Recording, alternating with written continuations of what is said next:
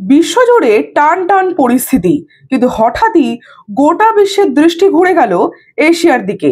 তার কারণ, ভারত লিখে ফেলেছে এক নতুন ইতিহাস। World directory of modern military aircraft বা WDMM এর রিপোর্ট অনুযায়ী বর্তমানে চীনকে পিছনে ফেলে বিশ্বের তৃতীয় শক্তিশালী বিমান বাহিনী এখন ভারতেরই। প্রথম ও দ্বিতীয় স্থানে রয়েছে যথাক্রমে আমেরিকা ও রাশিয়া।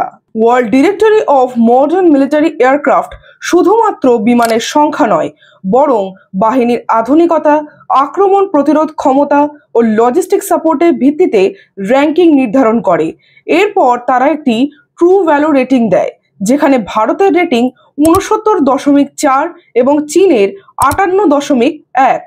আর ভারতের হাতে রয়েছে 1716টি এয়ারক্রাফট, যার মধ্যে 31.6% ফাইটার জেট। সম্প্রতি কাশ্মীরের অপারেশন সিঁদুরের সাফল্য সেই শক্তিরই প্রমাণ।